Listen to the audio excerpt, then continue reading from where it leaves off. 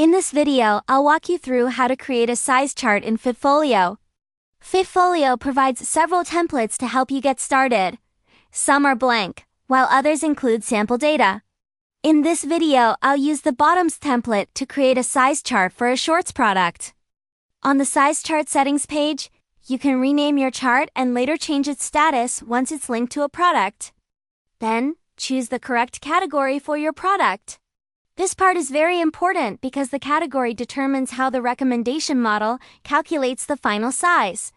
Next, select the product type, whether it's menswear, women's wear, or unisex. Now scroll down to the size chart table. It works just like a spreadsheet. You can add, delete, or insert rows wherever you need. Click the gray area on the side to select an entire row or column. There's also an erase option to clear all data, but be careful. This action can't be undone. It's important to note that if you want to use the recommender for calculations, the data must be purely numerical. Characters or symbols aren't supported, and if a field has no value, simply leave it blank. Below that, you'll see two switches, one for size in column or size in row, and another for body or item.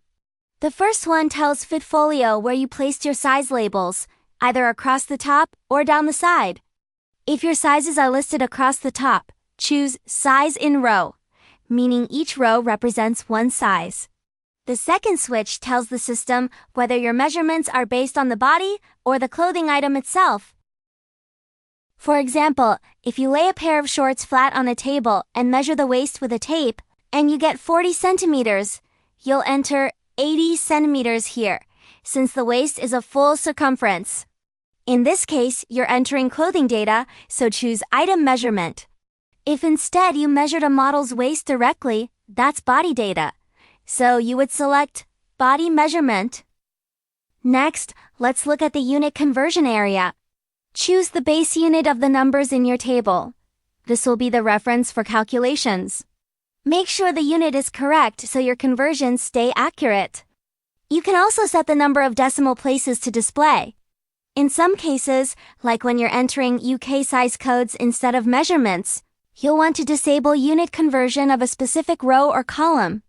To do that, just add 2 asterisks to the heading of that line.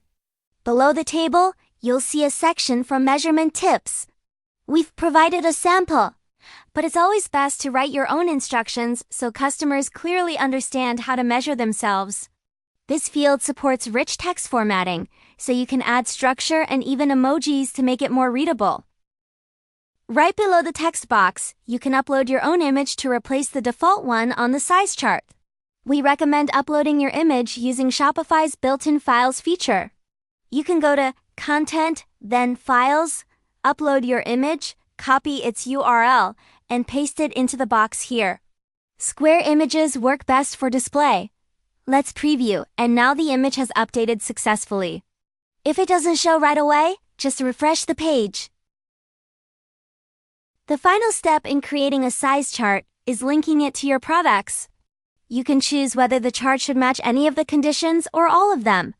When using the Any option, products are linked if they match at least one rule, such as product name, collection, type, or vendor. This is great when one chart applies to a single product or a small group of products. You can select up to 20 products directly. For larger groups, it's more efficient to use collections or tags. When you choose the AND condition, it acts as a filter, meaning the product must meet all selected criteria at once. Now our size chart setup is complete. You can go back to the top of the page to activate it, or continue to the next step to set up the recommender. Let's click Save and set up recommender.